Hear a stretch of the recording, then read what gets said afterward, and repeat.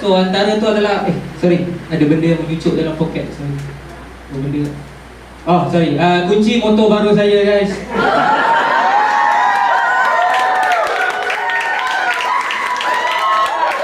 Tak ada apalah, cash. Tapi saya Melayu, tetap tak ada lesen. Oh, saya tahu kenapa kunci saya menyucuk. Sebab dia nak suruh saya berterima kasih dengan korang. Tanpa korang, saya tak mampu beli motor baru saya. Terima kasih.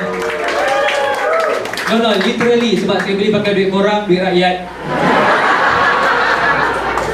So, motor saya lain daripada motor orang lain tau. Kalau motor orang lain, horn dia, suara dia pin. Motor saya, suara dia, suara rakyat. Iya, saya nak horn. Saya nak horn. Oh, saya lupa, dalam negara ni rakyat tak ada suara.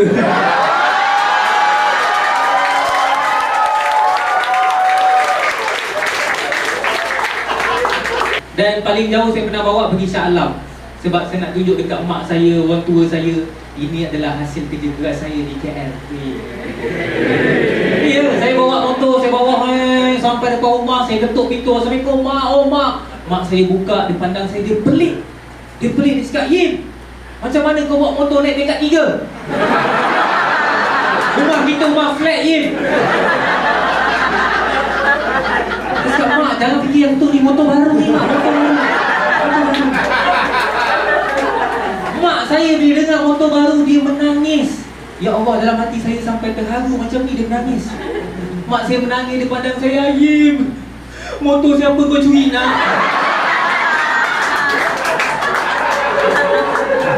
Mak, saya beli pakai duit siapa? Duit rakyat. Motor lama saya elok, cuma dia dah tua lah. Dia dah tua, banyak rosak kan. Dia punya tua tu, kalau dia jumpa motor yang lain siap salam cium tangan.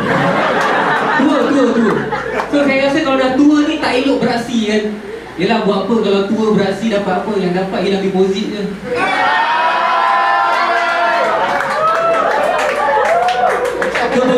Kebetulan brand motor lama saya Yamaha. Nama pendek, nama pandang Yamaha.